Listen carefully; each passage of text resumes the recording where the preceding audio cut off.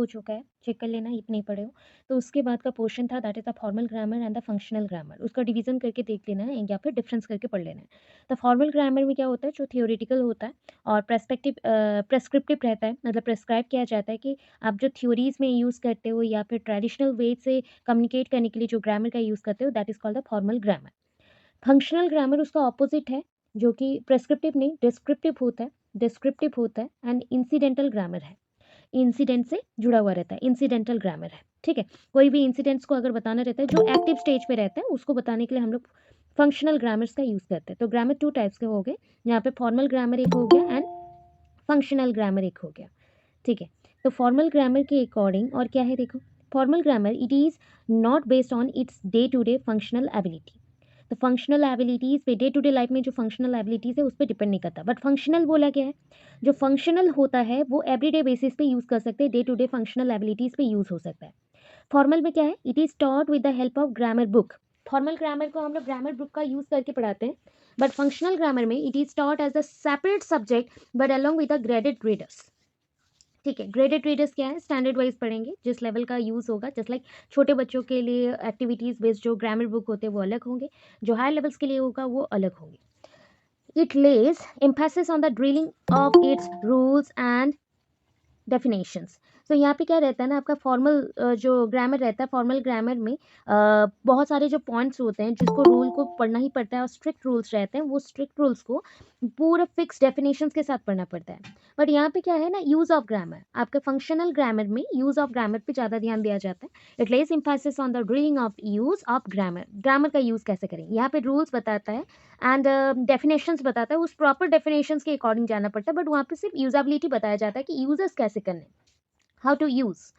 Rules of grammar आपके formal, जो formal point पे है, फॉर्मल ग्रामर पे आपका क्या है, वेट, फॉर्मल ग्रामर पे क्या होता है ना, ड्रिल्ड बाय द लर्नर्स है। रूल्स जितने भी आपके गिवन होते हैं वो ड्रिल्ड बाय द लर्नर्स है। Rules of the grammar are consciously drilled, rules of the grammar consciously drilled by the learner. तो लर्नर यहाँ पे क्या करेगा, हर एक पॉइंट को अच्छे से ड्रिलिंग मतलब प्रैक्टिस होता है, ड्रिलिंग मीन्स प्रैक्टिस होता है, तो प्रैक्टिस करेगा, ठीक है? जो भी रूल्स हैं वो सारे प्रैक्टिस करेगा, कौन ना, लर्नर यहाँ पे प्रैक्टिस करेगा, ठीक है? उसके बाद देखो इधर, तो रूल्स ऑफ ग्रामर अगर यहाँ पे कॉन्सियसली मतलब आपको पूरा ना याद करना पड़ता है, ड्रिल करना पड़ता है, प्रैक्टिस के थ्रू लर्नर को सीखना पड़ता है। बट यहाँ पे क्या है ना, अनकॉन्सियसली भी हो जाता है, कुछ बोलते बोलते आप सीख लेते हो। तो ऐसा छोटा मोटा जो पॉइंट्स है वो आपका क्या है ना, फंक्शनल ग्रामर है। जैसे डेली बेसिस पे आप बातचीत कर रहे हो, बातचीत करते करते आप बहुत सारे रूल्स जान गए।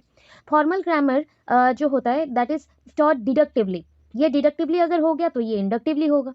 एग्जाम्पल्स मतलब देखो, पहले रूल्स एंड डेफिनेशन दिए जाएंगे देन एग्जाम्पल्स, ठीक है? आप याद रखोगे रूल एक्स, ठीक है? इसका ऑपोजिट यहाँ पे क्या हुआ, x rule. Example to rule अगर चले गए, एग्जाम्पल टू रूल चले गए तो दैट इज कॉल्ड इंडक्टिव। याद रखो, इंडक्टिव का क्वेश्चन आता है बार बार, तो इंडक्टिव डिडक्टिव रीजनिंग जब पढ़ते हो या इंडक्टिव डिडक्टिव ग्रामर में जब बात आता है तो वहाँ पे हम लोग यूज़ करते हैं formal grammar and the functional grammar, जो डिडक्शन एंड इंडक्शन प्रोसेस के थ्रू चलता है। तो यहाँ पे पॉइंट है फॉर्मल ग्रामर में क्या है ना, रूल टू एक्स, ठीक है? मतलब पहले आपको रूल्स बताए जाएंगे, डेफिनेशंस बताए जाएंगे, देन एग्जाम्पल दिया जाएगा। उसका ऑपोजिट कर दो, एग्जाम्पल टू रूल जहाँ पे पॉइंट है तो वो आ जाएगा आपका फंक्शनल ग्रामर। तो अब आपका फॉर्मल ग्रामर में क्या है, the learner is required to learn everything, यहाँ पे ए टू जेड सारे पॉइंट्स को सीखना पड़ता है। बट यहाँ पे क्या होता है ना, functional grammar is linked up with speech reading writing, ये सबके साथ जुड़ा हुआ है, स्पीच रीडिंग राइटिंग मतलब LSRW के साथ जुड़ा रहता है। अभी आपके माइंड में बहुत सारे क्वेश्चंस आएंगे कि अगर इतना सारा ग्रामर्स हैं तो कैसे आप जानोगे कि आंसर्स को फंक्शनल ग्रामर के थ्रू अप्लाई करें या फिर फॉर्मल ग्रामर के थ्रू अप्लाई करें। देखो, नॉर्मल अगर कन्वर्सेशन है, नॉर्मल अगर एक्सप्लेनेशन दे रहे हो तो वहाँ पे आपका फंक्शनल ग्रामर का यूज़ होगा, जो कि स्पीकिंग में, राइटिंग स्किल में जनरली यूज़ होता है।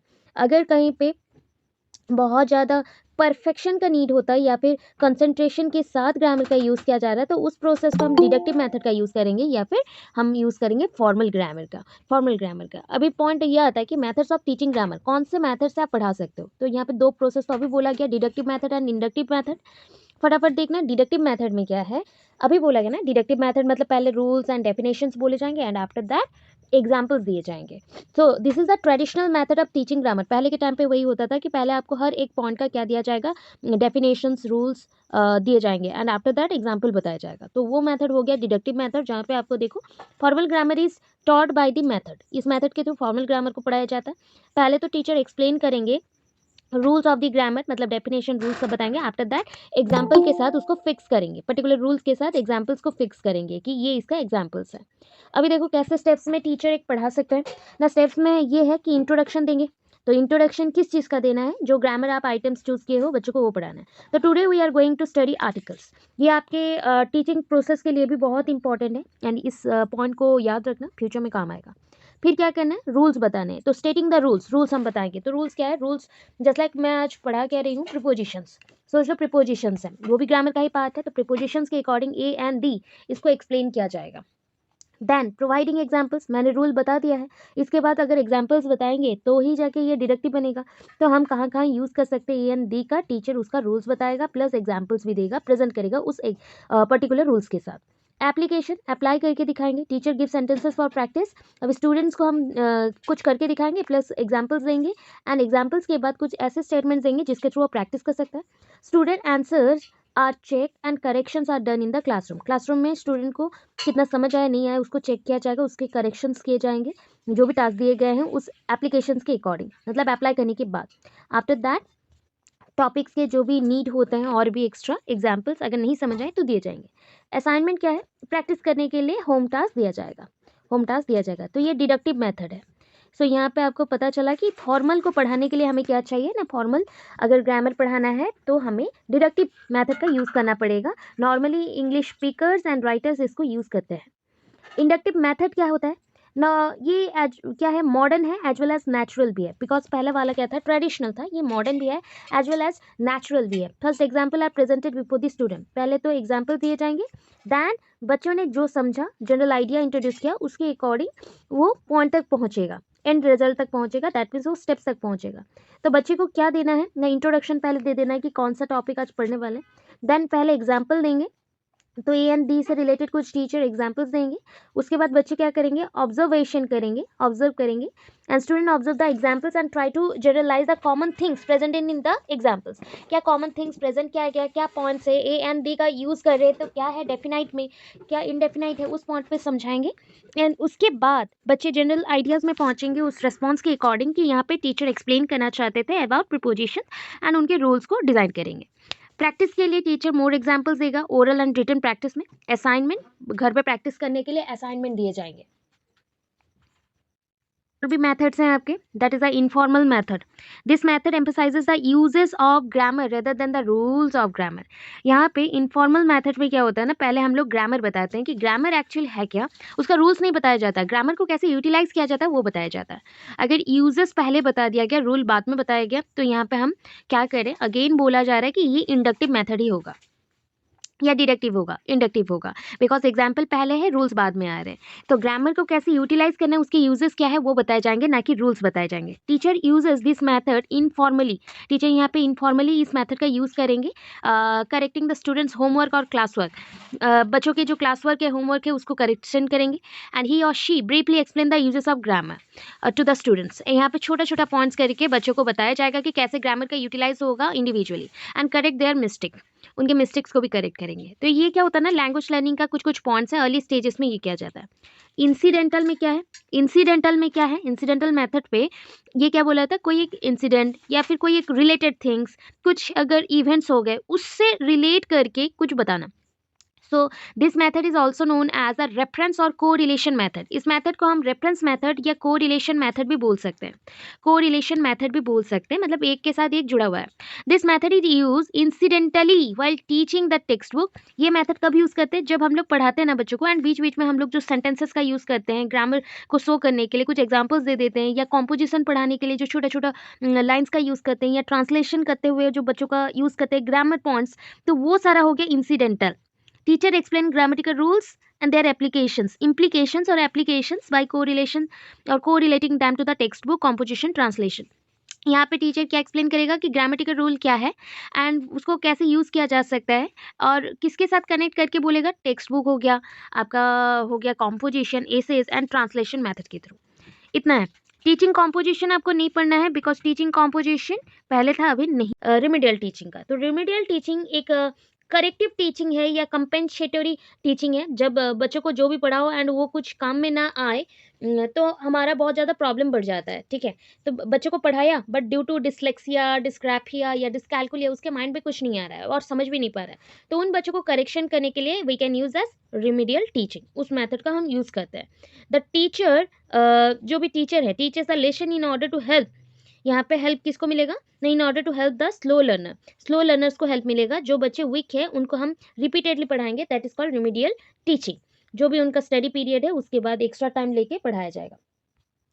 Peoples under the remedial teaching, यहाँ पे रिमीडियल अंडर टीचिंग में क्या होते हैं ना, जो भी बच्चे हैं उनमें क्या इश्यूज होने चाहिए, जैसे उनका पुअर मेमोरी, मेमोरी उनका कम है, short attention span, that is come समय के लिए वो अटेंटिव रहते हैं, लेक ऑफ सेल्फ कॉन्फिडेंस, उनका सेल्फ कॉन्फिडेंस कम होता है, लो ऑफ सेल्फ एग्जीक्यूशन, वो खुद से कुछ भी अप्लाई नहीं कर सकते या सोच भी नहीं सकते, weak in problem solving power, problem solving power उनका वीक होता है, and fail to grasp information को कैरी करने के लिए उनको प्रॉब्लम होता है, and have difficulty in understanding, समझ नहीं पाते हैं, and fail to transfer the knowledge to the related learning areas appropriately, उसके पास जितना भी लर्निंग है या फिर उसके पास नॉलेज है वो भी शेयर नहीं कर पाता। नीड मोर टाइम, इनको ज़्यादा समय का ज़रूरत पड़ता है कंप्लीट असाइनमेंट और टास्क, कोई भी टास्क कंप्लीट करने के लिए, असाइनमेंट कंप्लीट करने के लिए ज़्यादा टाइम चाहिए। रिमीडियल टीचिंग और थेरापी इंक्लूड दिस स्किल्स, इसमें क्या क्या स्किल्स चाहिए देखो, विजुअल डिस्क्रिमिनेशन, जैसे दो कलर्स के अंदर डिफरेंस क्या है, दो ऑब्जेक्ट के अंदर डिफरेंस क्या है, छोटा बड़ा क्या होता है, उसके अंदर हम लोग समझा सकते हैं, दैट इज कॉल्ड विजुअल, देख के समझना अलग अलग। परसेप्चुअल ऑर्गेनाइजेशन, जो देख रहे हो, जो फील कर पा रहे हो, जिसको रिसीव कर पा रहे हो, तो वो पॉइंट है। लिटरलिटी, दैट मीन्स ये रिलेटेड टू एजुकेशन होगा, एंड सीक्वेंसिंग, जो भी पढ़े हो उसको अरेंज करके रखना। एब्स्ट्रैक्ट रीजनिंग, जो भी पॉइंट्स हैं एब्स्ट्रैक्टली रीजन आउट करना, प्रॉब्लम सॉल्विंग करना। ऑडिटोरी प्रोसेसिंग, सुन के याद रखना। साउंड रिकॉग्निशन, साउंड रिकॉग्नाइज करना, कौन सा साउंड क्या होता है। मैथमेटिकल ऑपरेशंस, मैथमेटिकल कैलकुलेशंस, तो ये सब करवाया जाता है, ये सारे स्किल्स हैं जो कि यूज़ किया जाता है इन बच्चों के लिए रिमीडियल टीचिंग स्ट्रैटेजीज में। What are the remedial teaching strategies, कौन से स्ट्रैटेजीज हैं, ओनली पॉइंट्स लिखने हैं। इंडिविजुअलाइज्ड एजुकेशनल प्रोग्राम, अलग अलग से प्रोग्राम यूज़ होंगे अलग अलग बच्चों के लिए, इंडिविजुअलाइज्ड जो इश्यूज हैं, प्रॉब्लम्स हैं उनके लिए। अभी पीयर सपोर्ट ग्रुप, एक दूसरे को हम सपोर्ट करेंगे, एंड आप लोगों को क्या बोला जाएगा, अगर आपका एज कम होता है और एक दूसरे को आप लोग सपोर्ट करते हो तो दैट इज कॉल्ड, उनको क्या बोलेंगे, लिटिल टीचर्स। आप लोग सारे एक दूसरे के लिए लिटिल टीचर्स हैं जो एक दूसरे को सपोर्ट करते हैं लर्निंग डिफिकल्टीज के टाइम पे। एंड जब भी ये प्रॉब्लम सॉल्व हो जाता है तो आप नेक्स्ट सेशंस में नए क्लास में फिर से एंटर कर सकते हैं। रिवार्ड स्कीम क्या होता है, अगर तुम अच्छे से पढ़ लेगा या समझ जाएगा देन तुमको रिवार्ड दिया जाएगा। So in order to enhance people's motivation, बच्चों के मोटिवेशन को बढ़ावा देने के लिए ये किया जाता है, बच्चे जैसे और इम्प्रूव करे और आगे बढ़े और इसमें इन्वॉल्व हो जाए तो इसके लिए किया जाता है। Handling the problems of peoples behaviour, देखो अगर आपको मॉडिफाई कर दिया गया, आपके एजुकेशन को मॉडिफाई कर दिया गया तो ऑब्वियस है आप कोई भी प्रॉब्लम्स दे दो, प्रॉब्लम का सोल्यूशन निकाल सकते हो, ये पॉइंट है, ठीक है।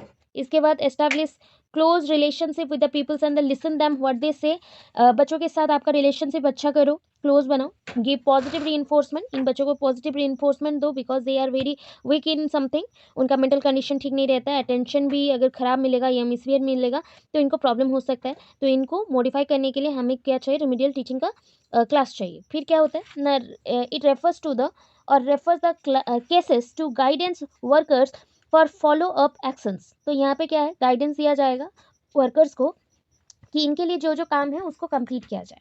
रोल ऑफ टीचर बोला कि एक टीचर क्या क्या रोल प्ले करेगा, डायरेक्ट आप लिखे 4-5 पॉइंट्स गिवन है एंड यहाँ पे एंड हो जाएगा। देखो रोल ऑफ टीचर क्या होना चाहिए ना, ये remedial teacher should adopt to the curriculum to accommodate the learning characteristics and abilities of people, तो एक रिमीडियल टीचर क्या करेगा ना, ऐसा करिकुलम को एक्सेप्ट करेगा जिसके थ्रू वो ऐसे लर्निंग कैरेक्टरिस्टिक्स को बच्चों में डाल सकता है या फिर बच्चों का एबिलिटीज को डेवलप कर सकता है।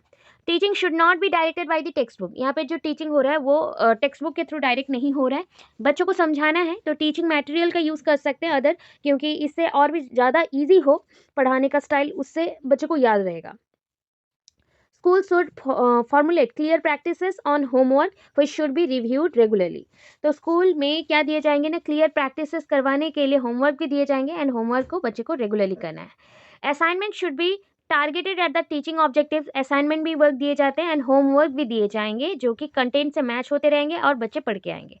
तो ये सारे पॉइंट्स हैं ब्रेनस्टॉर्मिंग एंड रिमीडियल टीचिंग का. क्या हम क्लियर हैं?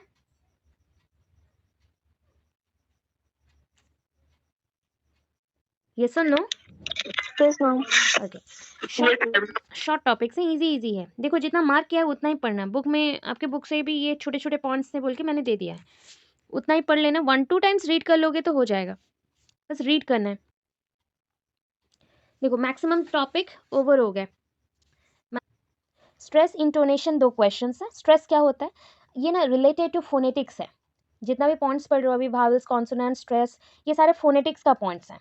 क्या होता है स्ट्रेस ना? Stress is one of the important element of speech. जब बात करें ना, हम कौन से वर्ड पे ज़्यादा फोकस कर रहे हैं, कौन से वर्ड पे ज़्यादा फोकस नहीं कर रहे, स्ट्रेस नहीं दे रहे, उसके ऊपर पॉइंट आएगा ना. Stress is one of the important or stress in one important element of speech flow in English.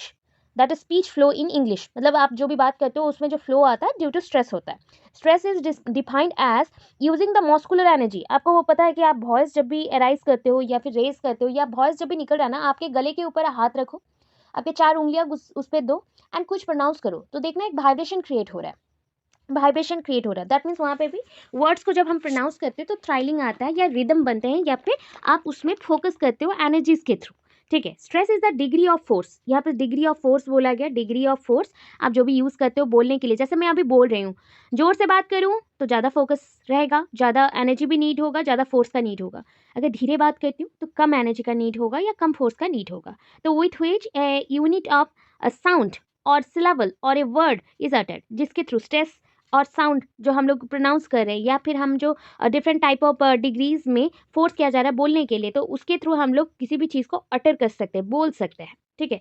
Stress 2 type के होते हैं. एक होता है वर्ड स्ट्रेस, एक होता है सेंटेंस स्ट्रेस. वर्ड स्ट्रेस क्या होता है, पर्टिकुलरली एक एक वर्ड को पकड़ेंगे एंड उसके ऊपर उस सिलेबल्स के ऊपर, सिलेबल्स मतलब अल्फाबेट्स के ऊपर हम लोग ज़्यादातर क्या करेंगे, ध्यान देंगे. सो 1 और मोर सिलेबल्स यहाँ पे प्रेजेंट हो सकता है एक एक वर्ड में. And just like the stress can be इधर ऑन द फर्स्ट सिलेबल, ये पहले भी हो सकता है सिलेबल्स में, फर्स्ट में या फिर लास्ट में भी हो सकता है. जस्ट लाइक देखो मैं कुछ आपको बताती हूँ. स्ट्रेस ऑन फर्स्ट सिलेबल, अगर पहला अल्फाबेट में आप फोकस ज़्यादा करो, डॉक्टर, डी पे ज़्यादा फोकस है, यूजफुल, यू, कैरी, सी, इस पे ज़्यादा फोकस किस पे आया, फर्स्ट में आया. Stress on the second syllable again, तो जी पे फोकस आया. बिलीव, एल पे फोकस आ रहा है. Stress with stress on both the syllable, 16, S, T, दोनों पे आपने ज़्यादा फोकस किया. प्रिपेयर, तो आप पीपी, दोनों टाइप में आप ज़्यादा ही फोकस कर रहे हो. Words of 3 syllables just like first holiday, first holiday, तो तीनों पे हमने ज़्यादा फोकस किया. फोटोग्राफ्स, फोटोग्राफ्स, तो यहाँ पे हम जितने भी सिलेबल्स हैं उस पर ज़्यादा फोकस करें, मैक्सिमम 3 पे ज़्यादा फोकस हुआ. फोटो, तो पी एच पे आया, टो टी पे आया, देन ग्राफ जी पे आया. तो this is another degree of stress which is called secondary stress. इसको सेकेंडरी स्ट्रेस भी हम लोग बोल सकते हैं. And it is found in word of 3 or more syllables and it is midday to strong and weak stress. ठीक है, sorry midway, it is midway to strong and weak stress. मतलब 2 type के स्ट्रेसेस होते हैं, एक में आप ज़्यादा फोकस करते हो, एक पे कम फोकस करते हो, उसके अकॉर्डिंग स्ट्रॉन्ग है एंड वीक है. Strong stress, weak stress. Example क्या है, एमिनेशन, प्रीपोजिशन. ठीक है, ये सारा इसका एग्जाम्पल है. जैसे वर्ड्स प्रोनाउंस करो आपको पता चलेगा. यहाँ पे ज़्यादातर हम लोग प्रॉपर सेकेंडरी स्ट्रेस में कर रहे हैं काम. ठीक है, तो उसके बाद देखो compound words as present participate, the first element is stressed. देखो कंपाउंड वर्ड्स बोला गया. डाइनिंग रूम, किस पे ज़्यादा हम फोकस करें, कंपाउंड वर्ड्स है, पूरे ग्रुप में जाएगा. कंपाउंड वर्ड्स है, पूरे ग्रुप में जाएगा. ज़्यादा हमने फोकस किया डाइनिंग. रूम, आर पे फोकस किया एंड डाइनिंग पे फोकस किया. तो रूम में भी पूरे वर्ड्स को हम ज़्यादा फोकस करें. वॉकिंग स्टिक, दोनों को ही फोकस ज़्यादा मिला. अभी देखो the stress is double in the case of compound words. अगर और ज़्यादा स्ट्रेस होगा किस में होगा ना, जहाँ पे डबल वर्ड्स थे. तो when the first noun so the qualities of the second person, अगर सेम पर्सन है, एक नाउन को यूज़ किए हैं एंड उसके थ्रू आप सेकंड पर्सन और सेकंड थिंग का कुछ एक्सप्लेनेशंस दे रहे हो, क्वालिटीज़ बता रहे हो, तो उसको हम बोलते हैं कि डबल कंपाउंड स्ट्रेस हो जाएगा. तो that is a iron table. तो कैसा टेबल है? आयरन टेबल है। सिल्वर स्टिक, स्टिक कैसा है? सिल्वर है।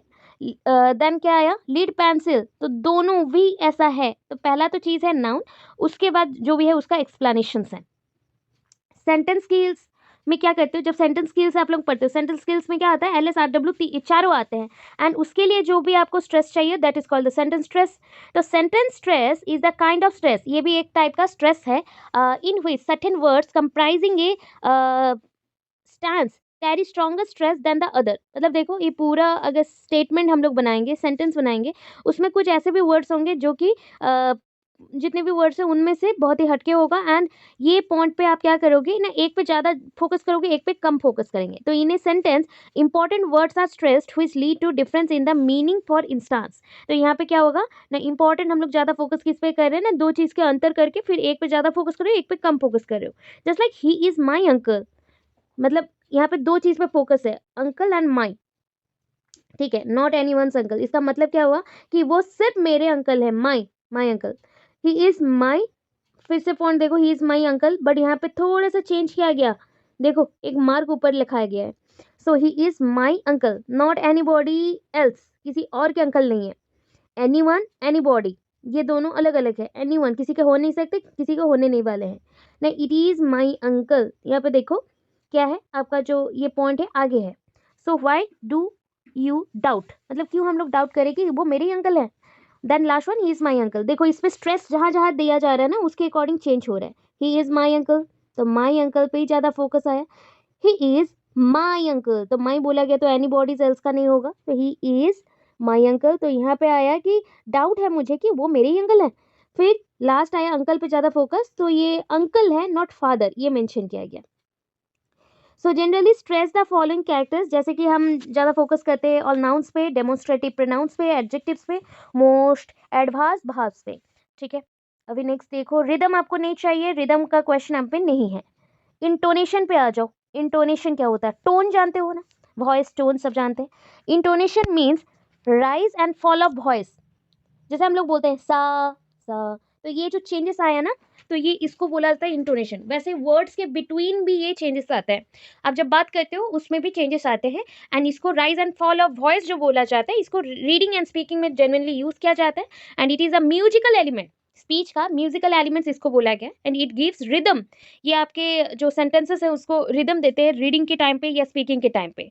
ये क्या करता है, इसका मीनिंग एक्सप्रेस करने में ईजी करता है, और फीलिंग को शो करने में, इमोशंस को शो करने में हेल्प करता है, ये आपका intonation. The variation in pitch, pitch भी बोल सकते हैं, इन्फॉर्मेशन जो भी दे रहे हो उसमें जो इंटोनेशन का पीच है वो अलग अलग होने से कन्वेइंग जो फॉर्म होता है, किसी को डिलीवर करने का जो पॉइंट होता है वो चेंज होते रहता है। तो टाइप्स ऑफ इंटोनेशन क्या है? एक इंटोनेशन है फॉलिंग इंटोनेशन, जो नीचे की तरफ जा रहा है। फॉलिंग मतलब आप चिल्लाओगे या फिर कुछ बोलोगे उसके बाद साइलेंट हो जाओगे, जस्ट लाइक कुछ एग्जांपल्स मैं दिखा रही हूँ आपको। दिस इज अ डॉग, तो मैंने द पे ज्यादा फोकस किया, फैक्चुअल स्टेटमेंट बता रही हूँ, द पे ज्यादा फोकस किया, आफ्टर दैट बोला डॉग है। सिंपल, अब मैं आगे। सो पहले जोर स्टार्ट किया, देन फॉल किया, ठीक है। Interrogative question, why are you late, why are you late, तो व्हाई पे ज्यादा फोकस है, लेट पे कम फोकस है, ठीक है। Command, open your book, open your book, तो आपको कमांड क्या दे रही हूँ? ओपन करने के लिए दे रही हूँ, क्या करना है? बुक को ओपन करना है। सो बुक को ज्यादा फोकस नहीं दिया, ओपन वर्ड को ज्यादा फोकस दिया। Exclamatory sentence, how pretty, how pretty it is और इज इट, तो ऐसा कुछ क्वेश्चंस अगर हम लोग पूछ रहे हैं या फिर एक्सक्लेम्ड हो रहे हैं तो उसमें हम लोग बोल सकते हैं कि हाउ पे ज्यादा फोकस हुआ, pretty pretty. In question tags, where are you going, कहाँ जा रहे हो तुम, तो वेयर आर यू गोइंग में वेयर जो वर्ड आया तो इस पे ज्यादा फोकस है, तो ये आपका फॉलिंग इंटोनेशन है।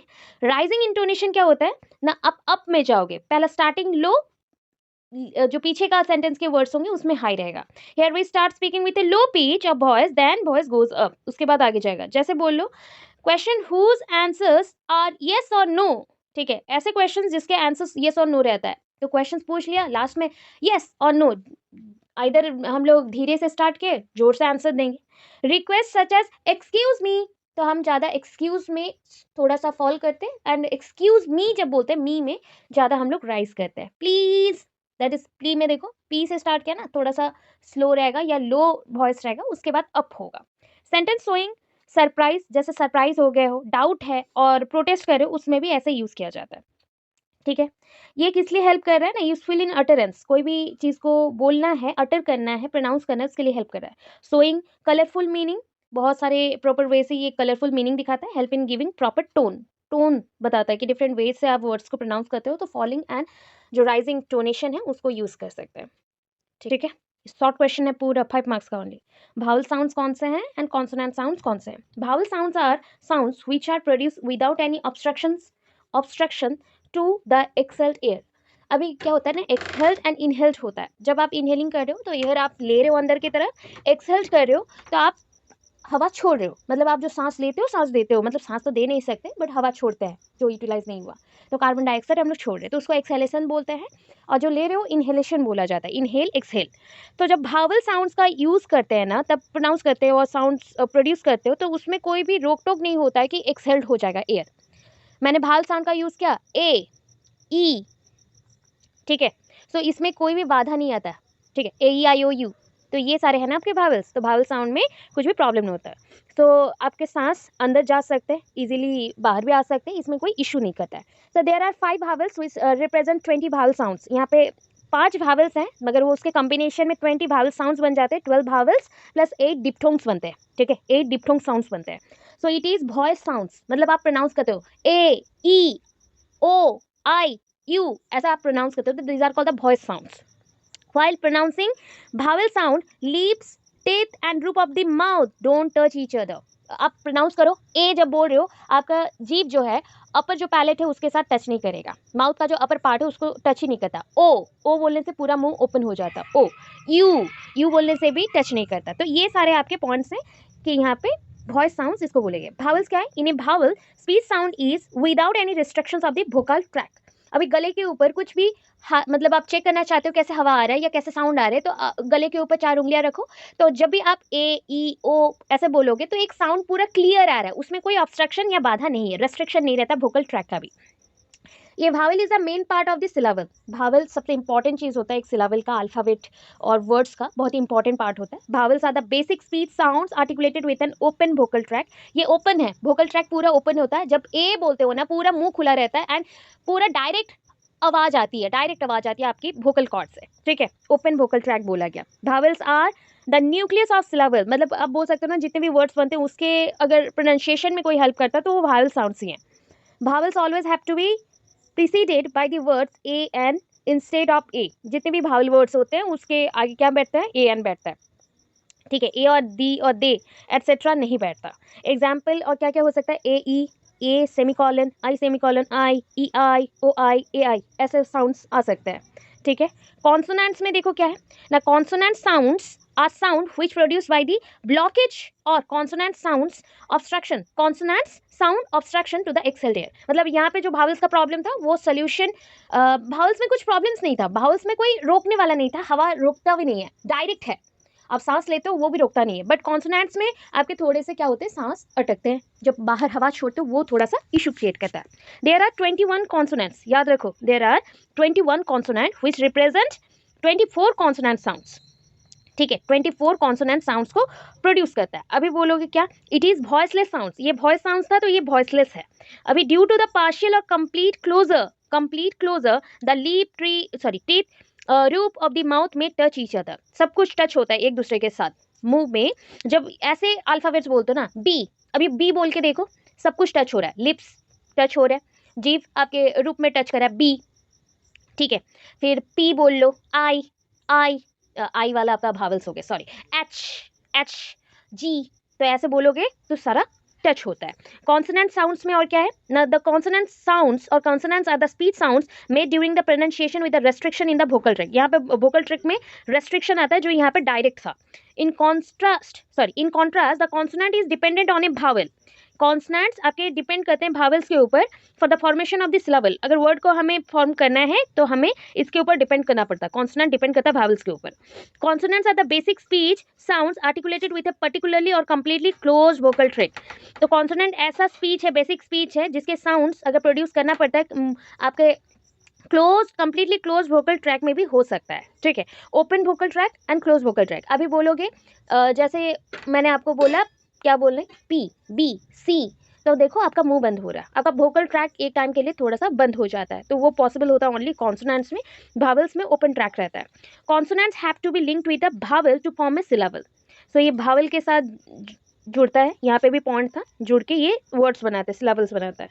फिर क्या है, consonants have no such rules, इसके कुछ रूल्स नहीं होते। और एग्जाम्पल देखो, पी, बी, टी, डी, के, जी, एफ, बी, एस, ये सारे कॉन्सोनेंट्स हैं। एग्जाम्पल दिए गए और भी है, ठीक है। 21 तो कॉन्सोनेंट्स रह गए और, ठीक है, ये आपका पूरा कंप्लीट होता है। और थोड़ा सा डिप्थोंग्स है, पढ़ लेना, डिप्थोंग्स 8 है, ठीक है। उसमें भी क्या होता है ना, प्रोनाउंसिएशन के ऊपर देखे जाते हैं, मुंह कहाँ पे खोलना है, मुंह कहाँ पे बंद रख के प्रोनाउंस करना है। ए ई, ए आई, ऐसा जॉइन करके कितने साउंड्स आ सकते हैं, 8 डिप्थोंग्स होता है, तो थोड़ा सा देख लेना, ठीक है। इतना भी करो ना, हो जाएगा। 90% से अबव सिलेबस कंप्लीट हुआ है, इतना में हो जाएगा। क्या हम Thanks for watching my videos. Guys, please subscribe my channel and share with your friends and family.